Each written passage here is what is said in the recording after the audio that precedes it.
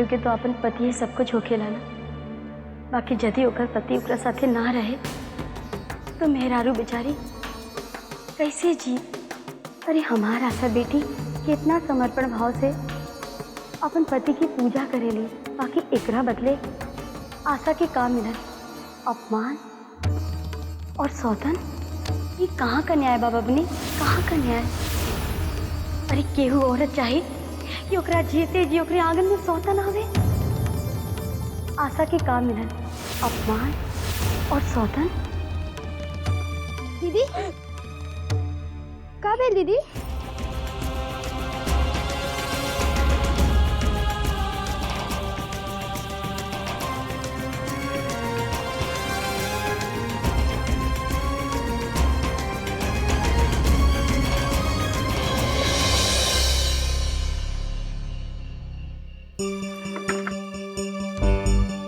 ए भाई, पहले तू हमारे बाबूजी के बंधक बना ले, अब तो तू हमारे माइयों के बंधक बना ले। तनी वो लोग से भेंट करे ना तो हम मर जाए वो लोग से मिले भी। अरे तोहरा हमरा पे भरोसा नहीं के का? जा पहले अपन काम करा जा, हमरा के अपन काम करे द।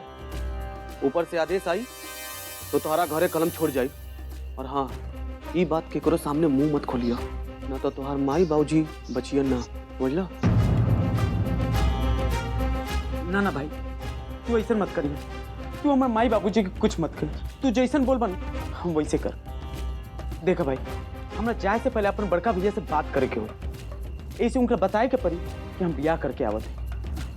ठीक बा, अब इन्हें फोन करके बतिया लो। मंगल भैया तोहरा खातिर मोबाइल अपन छोड़ के गइल बाना कि यदि तोहरा अपन घरे बात करे को होई तो बात कर लिया। हेला चला।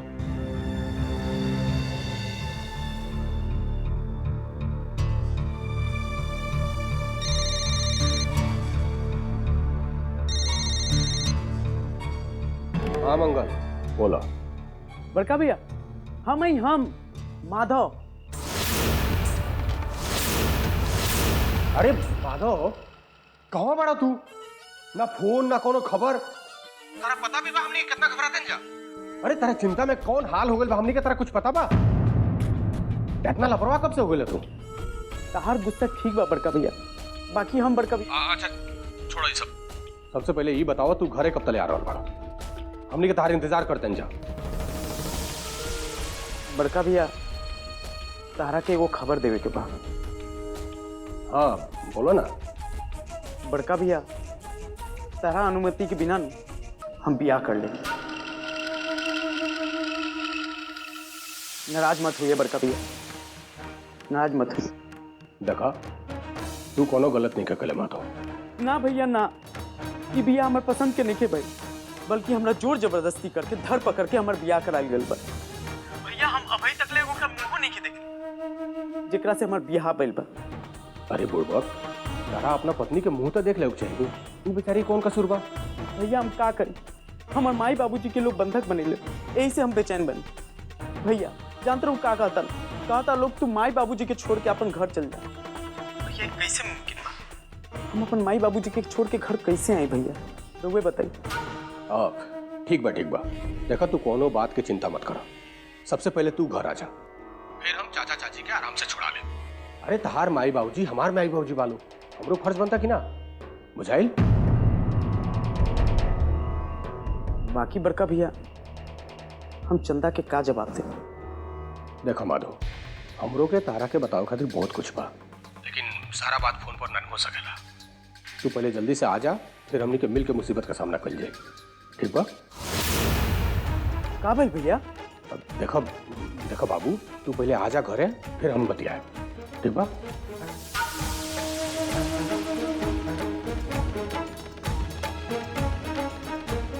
पता ना का भाई, बड़का भैया बड़ी उदास लागत रहा। जरूर कोई मुसीबत के बात बा। ए भाई हमरा के जाए दूं। हमरा के अपन बॉस से बात ना करे के हुई।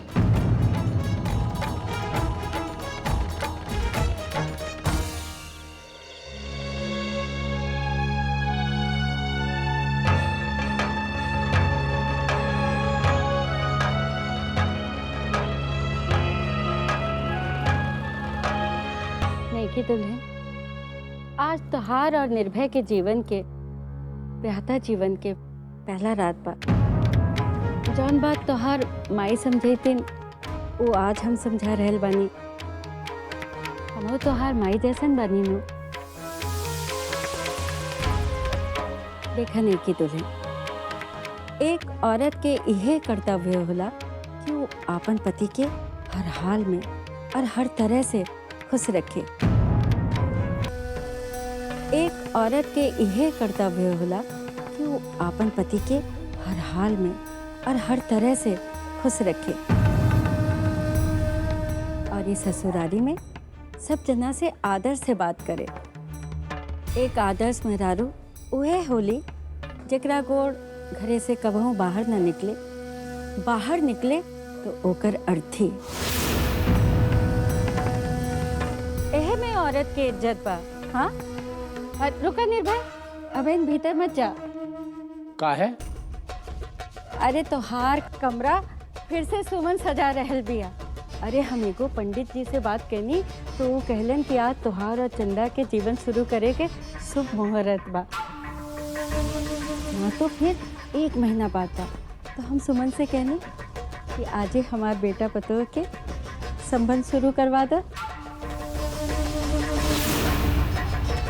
हमार पतोहिया भी का सोचत हुई कि ब्याह भय इतना दिन हो गए ताकि हमार पति पत्नी का संबंध नहीं भय।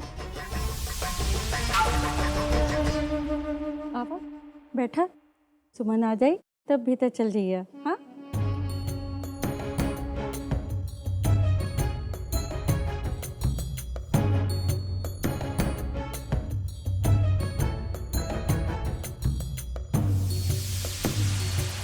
भाई चंदा, तू खुश नहीं खो का? ना माई, ऐसा कोनो बात नहीं की। सोतक, सोतक, सोतक।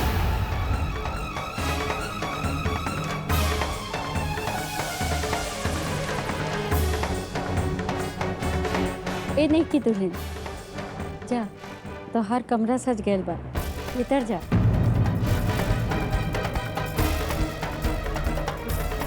निर्भय, सुमन खातिर आपन नेक तैयार रखिया।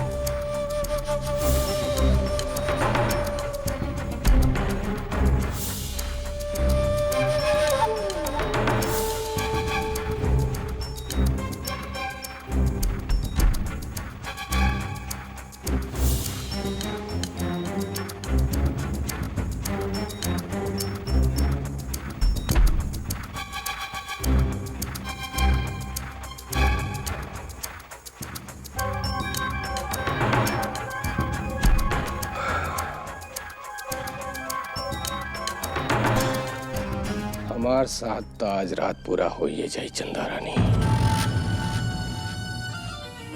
जौन हमार दिल के टुकड़ा, वो चांद के टुकड़ा चंदा के पावे के सपना हम दिन रात देखत रानी।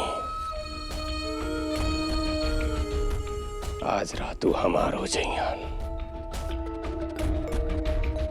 तो फिर काहे ना वो माटी के माधो के हम काले बुलवा ली।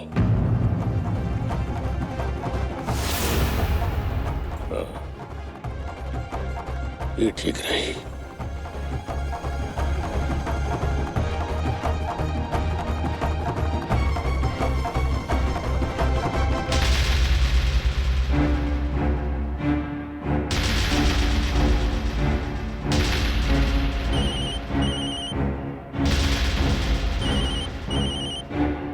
जी ठाकुर साहब, आदेश। अरे आदेश के बच्चा, धीरे नहीं बोले क्या? इतना जोर से क्या बोलते रहे? कहूँ गधा माधव सुन लस तब। अरे माधव दूसर का कमरा में बैठा ठाकुर साहब। अच्छा ठीक बा ठीक बा। मंगल के मोबाइल दे, बात कराओ हमरा से। मंगल भैया अपन मोबाइल हमरा के दे के गइल बाना, कोनो काम बा का ठाकुर साहब? अरे तोर अकील का घास चढ़ गई रहे। ससुर पहलवान हो गई बड़ता का, अकील का घुटना में बताहार। का बोल ठाकुर साहब? अरे का भइल के बच्चा, 2 घंटा पहले जब ते माधव से हमार बात करो होली हो, तो तोरा इतना अकील ना रहो कि माधव से बात कराओ से पहले हमरा के खबर कर दे चाहिए कि ते माधव को फोन देता रही। हम तो सीधे वो फोन उठा के बोलनी बोला मंगल। वो तो अच्छा बा कि गधा माटी के माधव बा, ओकरा सब ना बुझाला। अगर ओकरा बुझा जाई कि हमनी सबके 60 गांठ बा हमनी के मिलल बनी सो, तो ते जानता का होइत? जी जी, आगे से ध्यान रखब। ध्यान रखा। अच्छा सुन, बयाने माधव और उनका मेहरारू के हवेली भिजवा दे। जी ठाकुर साहब। चल फोन रखो।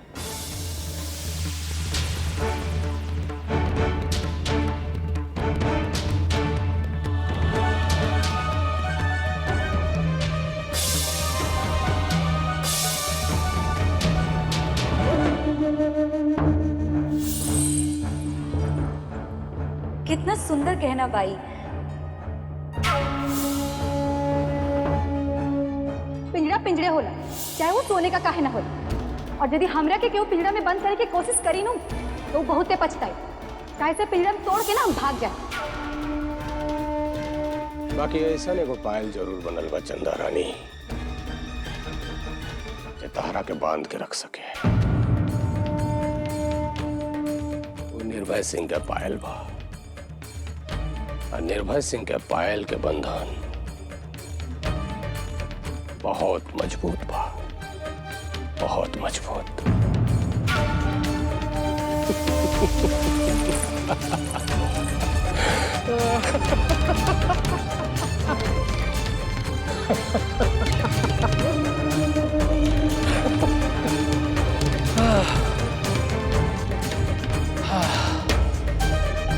आज हमार मिलन हमारा नारकली से हो जाए। आज हमार संगम के रात बा।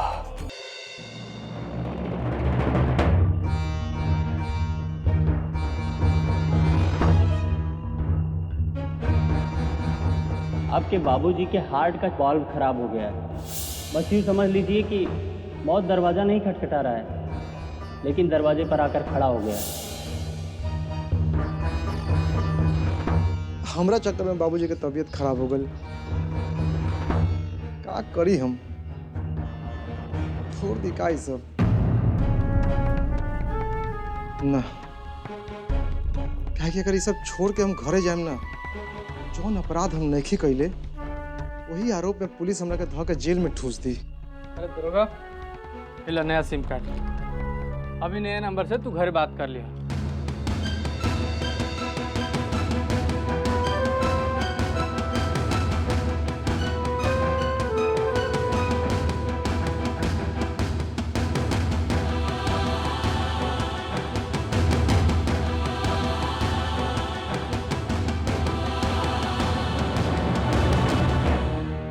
दरोगा, अब ही ने जो दूसर सिम कार्ड बा कि तोहरा घरे जाके जब चाचा जी के देव तो तू ए नंबर पर फोन करिया। ठीक बा। अच्छा, तोहरा घरे जाते नहीं, ओकरा बाद बात कर लिया।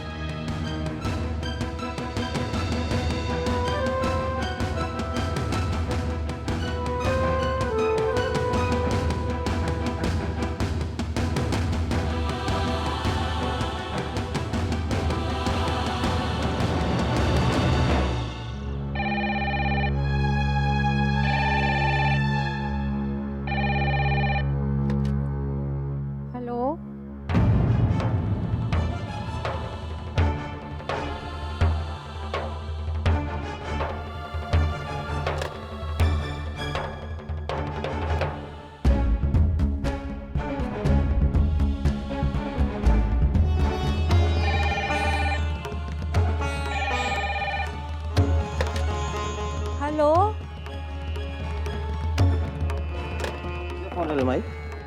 पता ना के बा, कुछ बोलते नहीं के। सुमन कहाँ बाबा? सुमन मनु के खाना खिला दिया। रुका अम्मा जी, हम देखते हैं। हेलो हेलो हेलो, के बोला था? अरे भैया जब फोन कहले बाड़ा तो बोलता काहे नहीं के हो?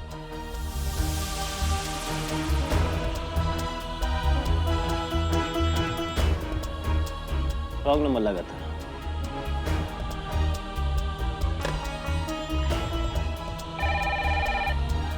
इमरती देखा तो केकर फोन बा? कुछ बोले ना तो कस के हड़कैया। हेलो इमरती,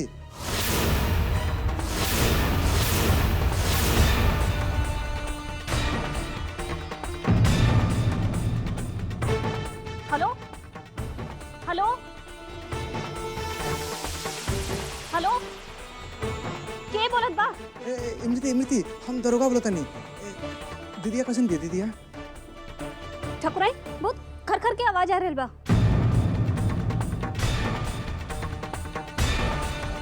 अरे तो हेलो हेलो का करत बाड़ू? दे दा फोन।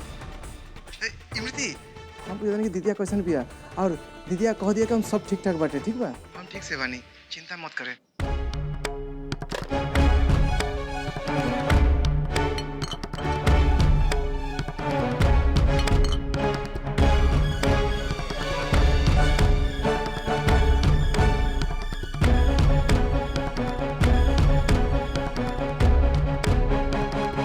आखिर के हो की फोन पर केकरा खोज रहे हो? हमरा पक्का विश्वास बा कि इमरती ओकरा पहचानत बा।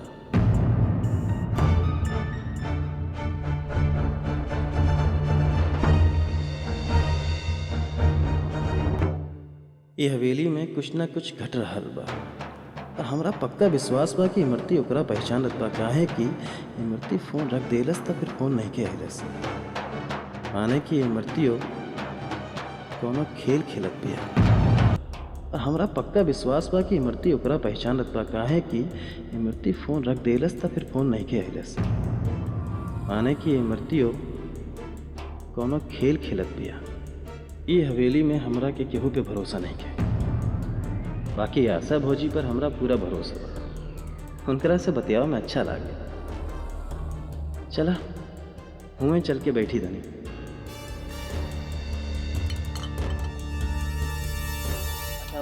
हम अबे आवता नहीं।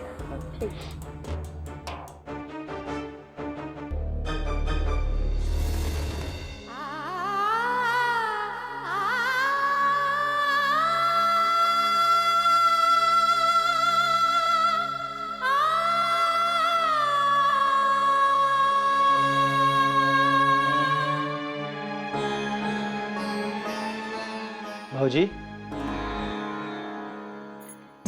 मेहमान जी,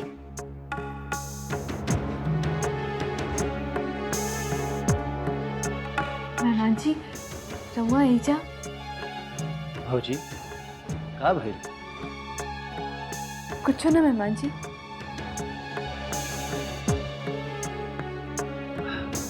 भौजी तू आपन मन के बात हमरा से बता सके? अरे तू तो हमरा के भाई मन ले बाड़ू नु, तब बताव ना। वैसे ही भौजी तारा चेहरा पे इतना चिंता काहे देख रहा बा? मेहमान जी तारा के तो सब मालूम है बा, बाकी अभी चंदा आए के बतावत रही कि हमार भाई दरोगा ओकर घर जला देले बा। यदि ये बात सच हुई, वही कुल हमरा खातिर कर रहल बा।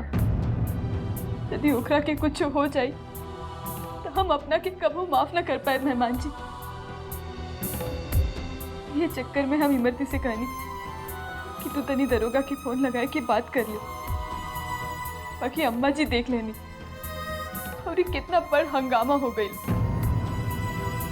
तो भौजी ये दरोगा के फोन कैला से का हुई? मेहमान जी हम ओकरा के समझाए कि यदि वो इक्वल कर रहल बा तो ना करे। ये ले ला। अरे ला ना, बात कर। अरे बात कर ला।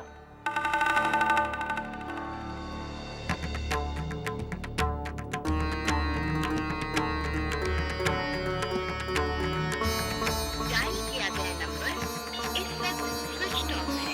कृपया थोड़ी देर बाद कोशिश करें। दरोगा के फोन तो बंद बा। अरे तो फिर एक काम करा, अपने घरे मिला लेना। हो सकेला वजह से होकर कोनो खबर मिल जाए। मिलावा।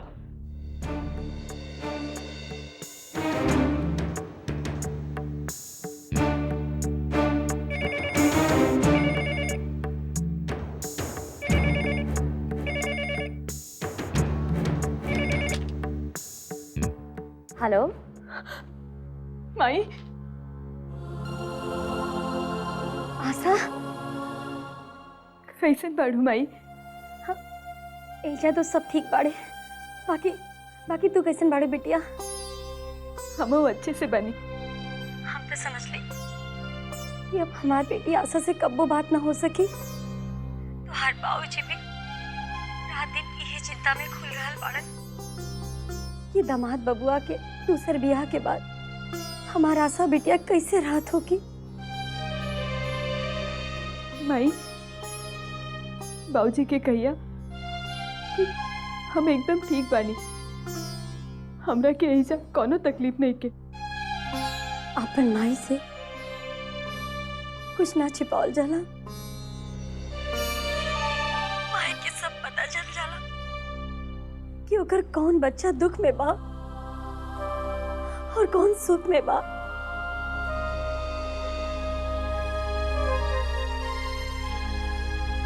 हाय, हम एकदम ठीक है। बाकी दरोगा कैसन बा? कहवा बा? हमरा के ओकरा बहुत चिंता हो रहल बा माई। चंदा के बाबूजी ओकरा पे इल्जाम लगेले बाड़न कि दरोगा उनकर घर जला देलस। बाकी वो टाइम तो दरोगा घर पे रहल। हाँ, जैसे घर से बाहर गए तो पुलिस आ गई। हाँ, पुलिस के देख के तो हर बाबूजी का तबीयत खराब हो गई। बाकी अब वो ठीक बाड़न। अरे दरोगा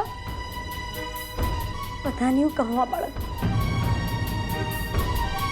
माई, ओकर हुनवा बंद आ रहल बा। मम्मी, अब तुहे दरोगा के समझा सकेलो। ओकर जीवन बर्बाद हो रहल बा, बर्बाद हो रहल बा। माई, तू चिंता जिन करा। दरोगा से बात होगी तो हम समझाए ओकरा के।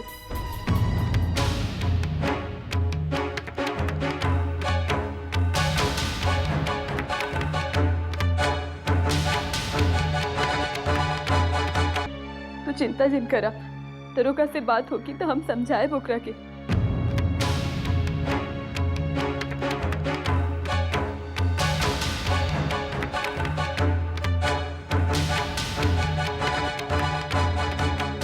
हमार जी घबरात रहल। यही से हम सोचनी कि तनी तरह लगे चल के बैठी बतियाई।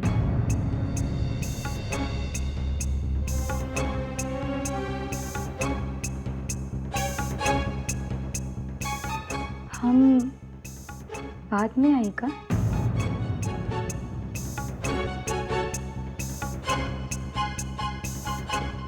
मेहमान जी हमार भाई जैसन बाड़े।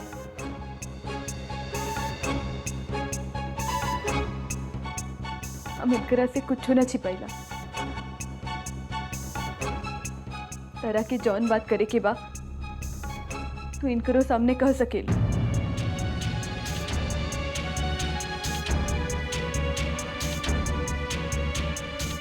अरे वाह तुलसी, तू तो बोले लगलू। हमरा के बहुत अच्छा लगे। रविंद्र भैया, हम बहुत कोशिश कईनी कि तुलसी हमरा से बोले बतियावे, बाकी कभू अपन मुंह ना खोलस। और ये आज देखा रहुआ ईजा बानी और ये बोले लगल। जब और वो लोग इनके आपस में बात कर रखो कि तब हम चला था ना ना रहुआ बैठी ना।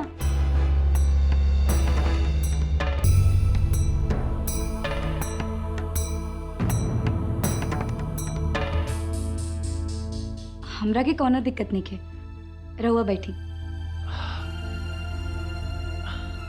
ठीक बा।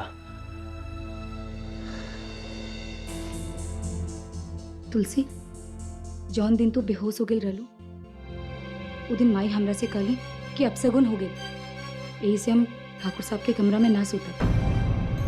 बाकी वो दिन आज फिर आ गई बा। ओइजा सब जन तैयारी कर रहल बानी, ठाकुरो साहब आ गइल बानी। तुलसी, अब का कहीं तरह से हमारे ब्याह तो हो गए ठाकुर साहब से, बाकी हम अभी तलक उनकरा के पति ना मननी है। और हम सोचत रही कि यदि एक बेर आशा दीदी से हमार भेंट हो जात तो हमारे दिल के सब बोझ हल्का हो जाए। उनकरा जगह पर वो कमरा में हम कैसे जाई, ये हमरा से ना हुई। तुलसी, हो गई लेकर नाटक शुरू।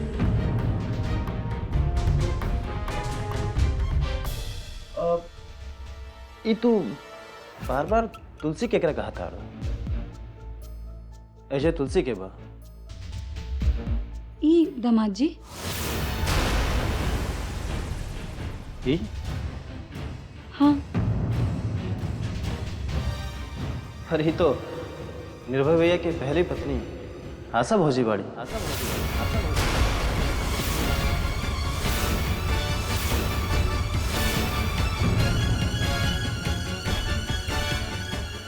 वैसे तारा से एक की कहलस की तुलसी भी है।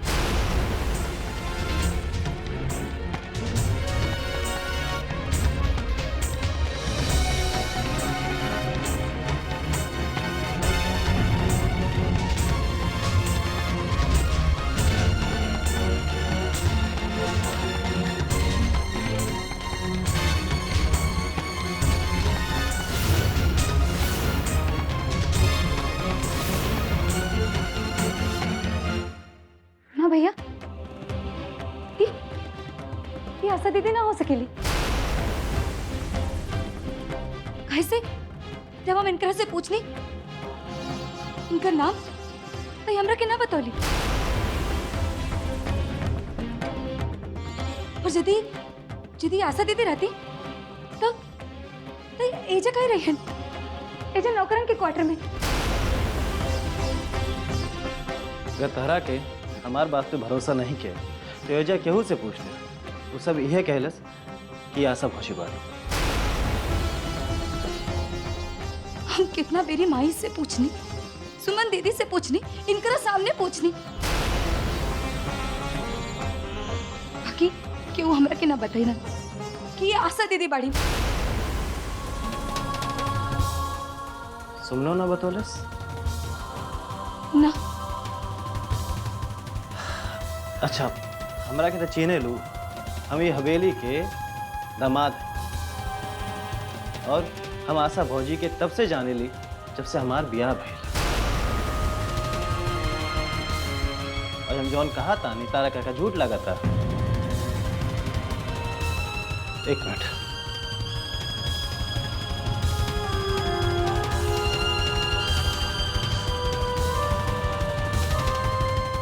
ये देखिए।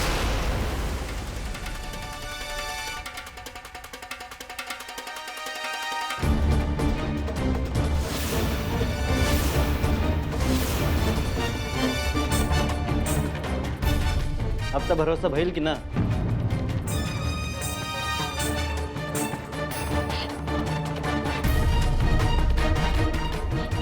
दीदी,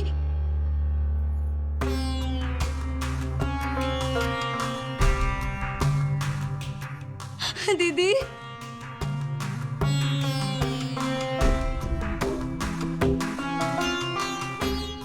दीदी, दीदी, रउआ से कितना बेर हम पूछनी, बाकी रउआ अपन नाम हमरा के कबो ना बताई। हम मजाक मजाक में रहो नाम तुलसी धर देनी, तब वो रहुआ हमरा से कुछ न करनी। काहे दीदी, काहे काहे रहुआ अपन सच्चाई हमरा से छिपैनी? बोली ना दीदी। दीदी, आशा दीदी बोली ना हमरा से। दीदी, दीदी, दीदी। हमरा के दीदी कहे के कोनो जरूरत नहीं खे। और जानबूझ के अनजान बने की नाटक मत करा।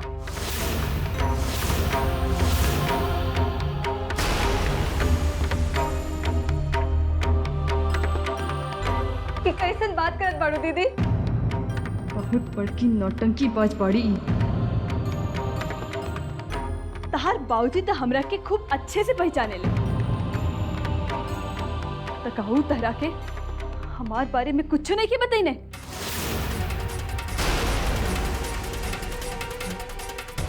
दीदी, हम झूठ नहीं किए बोले। हमार विश्वास करी, हमार बाबूजी हमरा से कुछ नहीं के बतौलन। हमरा के मालूम बा कि तू झूठ बोलत बाड़ू। अरे तू तो ऐसा औरत बाड़ू जे दूसर औरत के हक मारेली। यही से हमरा के दीदी मत बोला। ना दीदी, ऐसा बात मत करी। रोवा नहीं की जा रहा कि हमार काम मजबूरी रहे। मजबूरी? तारा का मजबूरी रहल चंदा? पैसा, पैसा तहार मजबूरी रहलू। तारा के धन दौलत नहीं चाहत रहला। ना दीदी, हम धन दौलत खातिर रेजा ना ही नहीं है। हम तो चुप, एकदम चुप। यदि तेरा पैसा न चाहिए तो काहे कैलू ई ब्याह? बोला।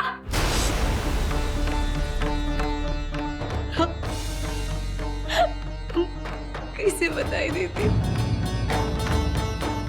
कैसे बताई? यदि सचू कुछ बतावे लायक रही तब बताई। बाकी झूठ बोला में तो हमेशा दिक्कत होला हनु। ऐसे मत कहीं दीदी, हम झूठ नहीं की बोले। हम तहार जैसन औरत के बहुत अच्छे से जाने। सब कुछ कर लेला के बादो तू हमारे सामने आई बड़ू। काहे कि तू बेलज औरत बाड़ू, बेलज।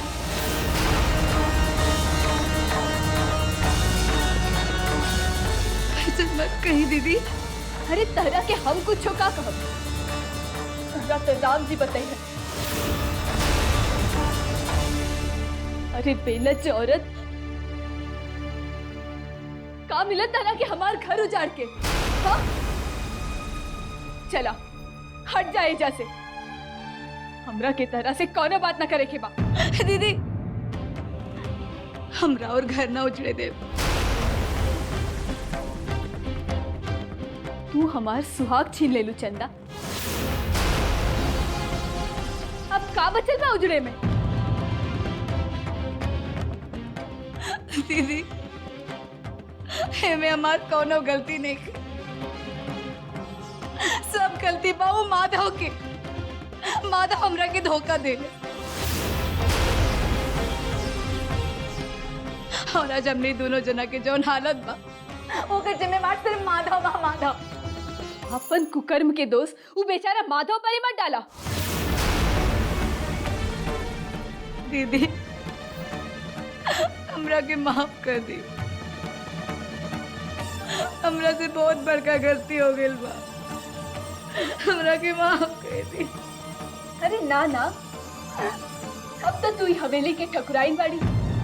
हाँ? हमार रसोई के मलकिनी तारा के माफी मांगे के कोनो जरूरत नहीं के। माफ तो तू हमरा के कैदा।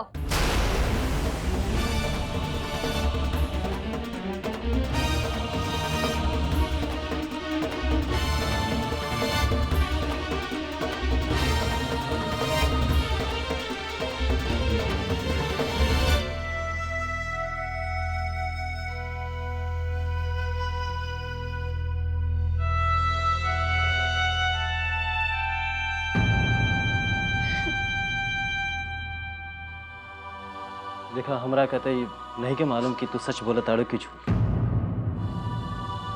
बाकी एगो बात तो सच बा, आज आशा भौजी के जौन हालत बा ओकरे पीछे कहो ना कहो तू हो जिम्मेवार बाड़ो।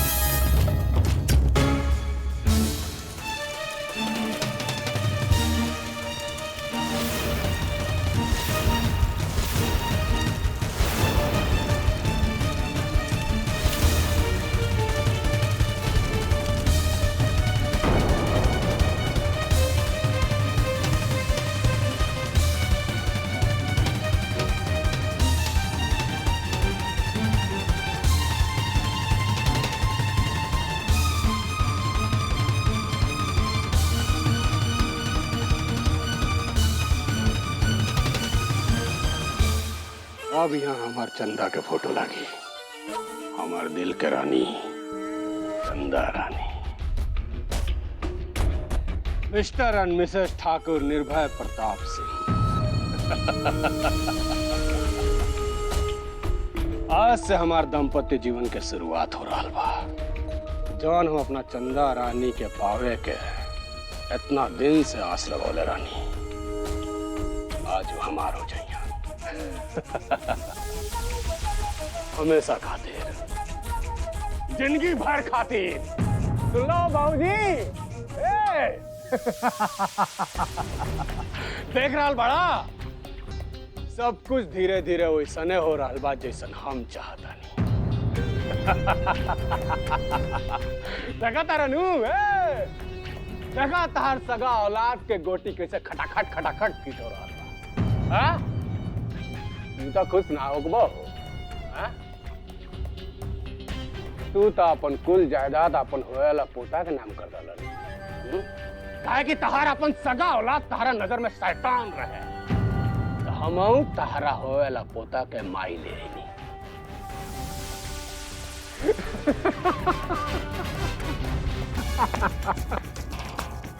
देखला, एकरा कहल जाला नहला पे दहला। कैसन रहा? हा? अरे कैसन रहा लो? अरे आप कैसे बचैबा अपन जायदाद अपन बेटवा के चंगुल से हो? कैसे? ठाकुर निर्भय प्रताप सिंह जिंदाबाद।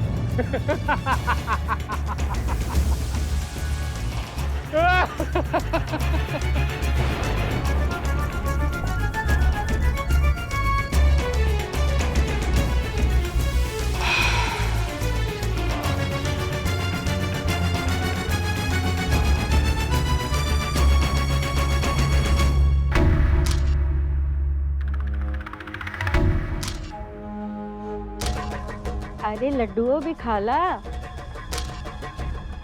देखा, अब तोहरा के आपन पतोहिया और बेटा के फोटो खींचे खातिर बुलैनी है। ऐसा सुंदर फोटो खिंचिया जेकरा के फ्रेम में मरवाएल जा सके। बुझाइल? इमरते तनी चंदा के बुलाला। हम एजे बानी।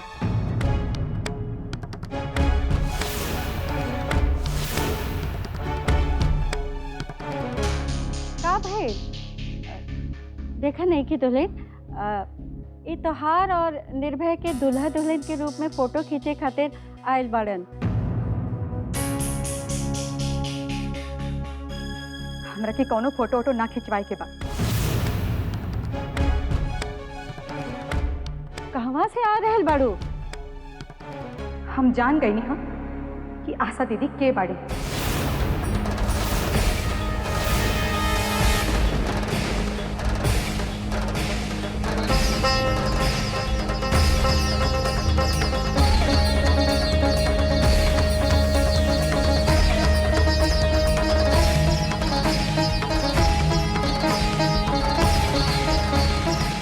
हम आशा दीदी से भेंट करके आ रहल बानी।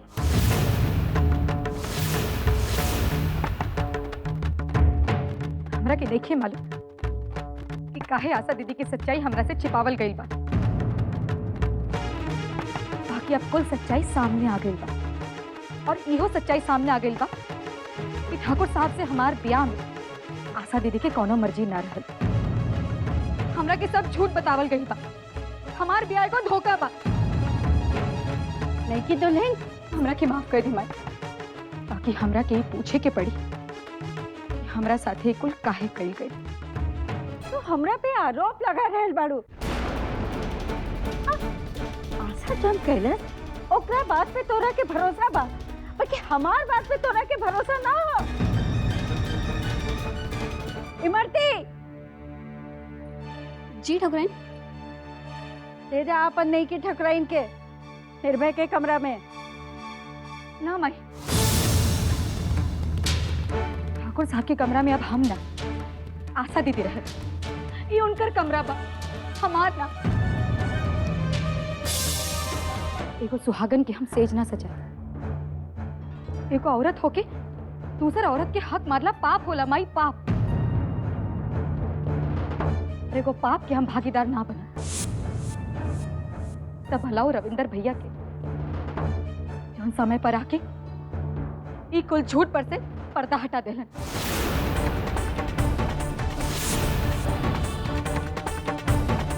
तो अपन हद पार कर रहल बाड़ू।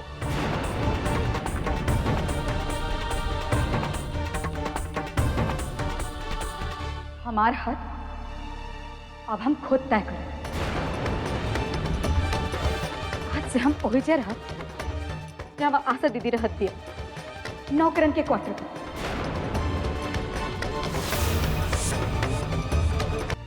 नौकरन के क्वार्टर।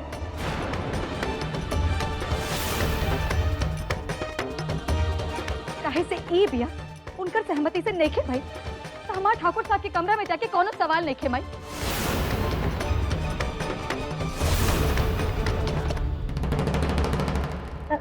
देखा नहीं कि दुल्हन तोरा के कोनो आदमी की बात पे ऐसे ही भरोसा ना कर लेवे के चाहे। अरे हमनी की भी बात सुना। माई, हमरा के बस एक के गो सवाल के जवाब चाहिए। वो जौन औरत जेकरा के हम तुलसी कही दी, का वो आशा दीदी बाड़ी?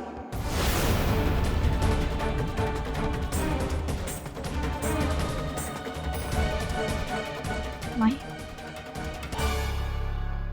हमरा के माफ कर दी। हम आशा दीदी के हक कबो ना मान। ये पाप हमरा से ना होई माई, ये पाप हमरा से ना होई।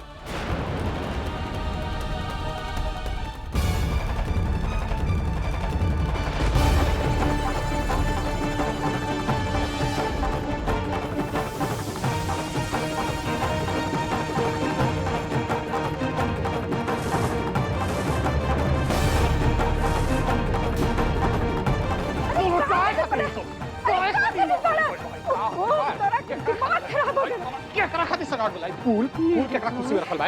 फूल अरे हमरा दे के आपन कौना खुशी में दिया जरता? कौना खुशी में हो? हां कौना क्या करे साला? हाय का हाय फूल साला कौना खुशी खाते? जान से मुआ दे मुका के। नहीं भाई, ढेर गुस्सा करे के कोनो जरूरत नहीं है। उल्टा भाई सबसे पहले ताऊ तोहर दामाद रविंद्र साला के जान से मार। सारा खेल बिगाड़ कर रखा। सब कुछ तो हंस नस कर दलस तारू कथा दुलरुआ दामाद। उनके तो नहीं भाई,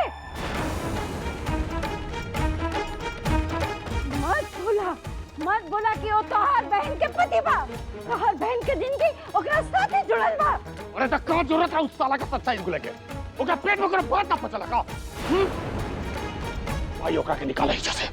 ओकरा ओकरा के बोला कि सराफा से यहाँ से चल जाए। हमनी के मामला में टांग अड़वाला के कोनो जरूरत नहीं है। अरे हम बात करब सुमन से। पहले तू ये सोचा कि तू अपन दू गो मेहरारू के साथे का करबा। ये तो मजबूरी बा साला, ये तो मजबूरी बा। पता ना कौन कलम से कौन सियाही से हमारी किस्मत निकल बा साला। ये को गोली फिट करता नहीं तो साला दूसरा मुसीबत आके टपक पड़ता। ये तो मजबूरी बा कि तू कौड़ी का शौक जान से नहीं मार सकत। लेकिन ये को बात चल भाई, अगर तू कौड़ी का चंदवा ज्यादा टांग टांग कैलस तो अगर नटिया मरोड़ के तूर दे। ना ना ऐसा कुछो मत करिया। अरे ओकरा के तो ऐसा सबक सिखावे के होए कि चोटो लग जाए और आवाजें ना होए। आज रात कुछो करे के जरूरत नहीं थे।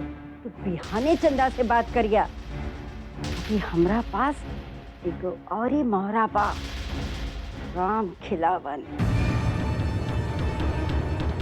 बुझाई राम खिलावन।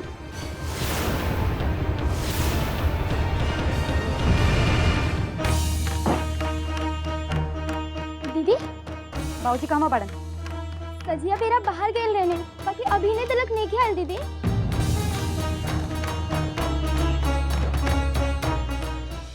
कहाँ गए रहने? बाबूजी कबो बता के जाई लेका। बाकी का भेल दीदी? तू इतना गुस्से में काहे लौकत बाड़ू? का भेल दीदी? कुसुम, हमरा के आशा दीदी भेटा गई। अच्छा आशा दीदी कहवा? यही जा ई हवेली में। दीदी हमरा के भी भेंट करवा देना।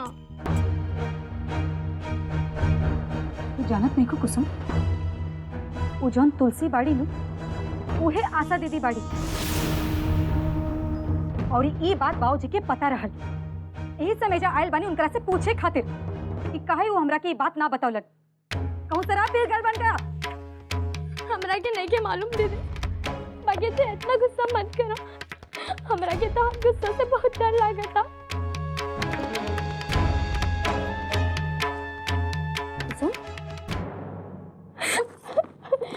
दीदी हमरा तो और गुस्सा से बहुत डर लागता। चुप हो कुसुम, वो लोग एजा आशा दीदी के नौकरन जैसन हालत में रख ले बा। हमरा बुझात नहीं खे कि काहे आशा दीदी कुल बर्दाश्त कर रहल बाड़ी। माई और सुमन दीदी हमरा से झूठ बोल ली।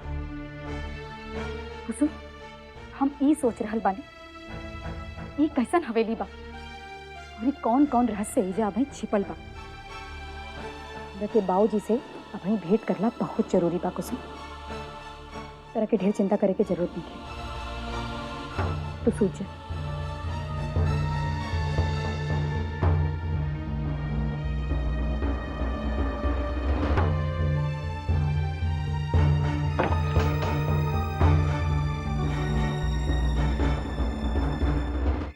यही जो बाबूजी नहीं खन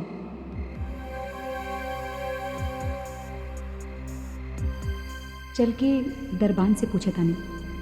ए भैया, हमारे बाबूजी के देख ला का? ना ठुकराइन।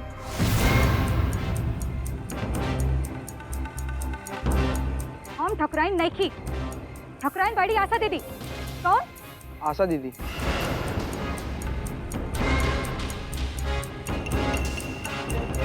कहाँ गल रहा बाबूजी? हम तेरे के कब से जा खोजत रहे।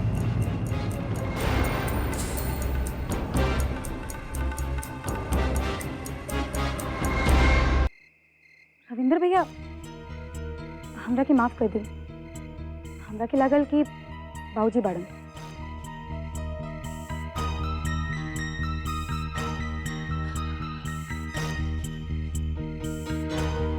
रविंद्र भैया, हवेली में और ये कितना रहस्य भरल बा। अब ये तो हमरा नहीं के मालूम, बाकी एक बात के अंदाजा हमरा लाग रहल बा। या तो तहरा आँख में धूल झोंकल जा रहल बा, या फिर तू सब लोगन के आँख में धूल झोंक रहल बा।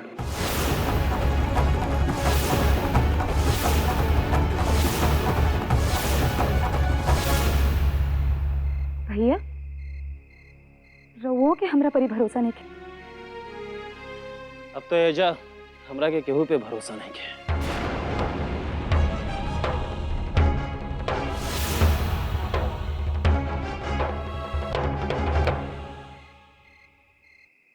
कैसे करी हम इन लोग पे भरोसा?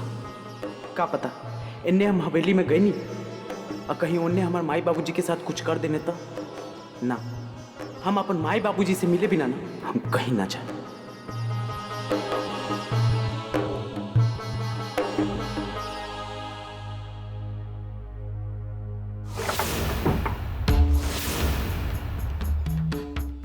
सुना, कल भोरे भोरे उठ जाइए, हो जाए गाड़ी का इंतजाम हो गई बा, ठीक नु? ना हम कहूँ ना जा। काय भाई का हो गई? हमनी के सेवा सत्कार बहुत अच्छा लगल का? ए भाई हम अपन माई बाबूजी से भेंट करवाता बस। बिल्कुल ना होएला, का बुझाइल? बिल्कुल ना चली। तनी अपन बॉस से पूछन, उनका से बात करन। ए भैया हमरा पे तरस खा गया। का तनी ना बिल्कुल ना होई। कल भोरे उठ जाइए। अभी कोनो टाइम रखा बॉस से बात करे के, हैं? जा, जाके सूझ जा और भोरे उठ जाइए। ढेर दिमाग मत खराब करिए, का बुझाइल? जा।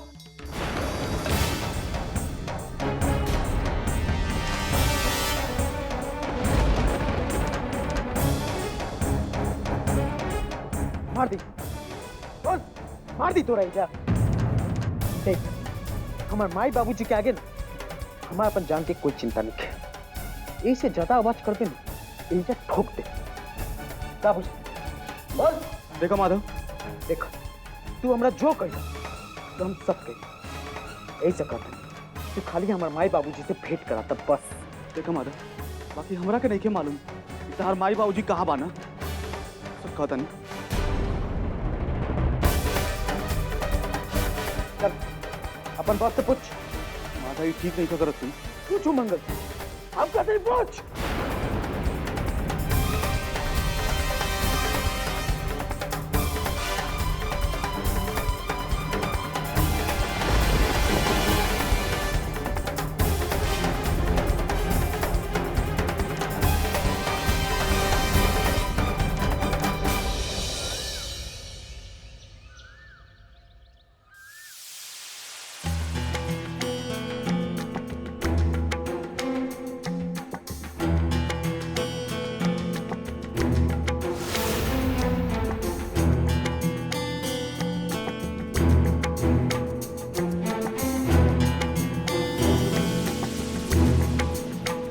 ठाकुर साहब के साथ पता चल गई ना।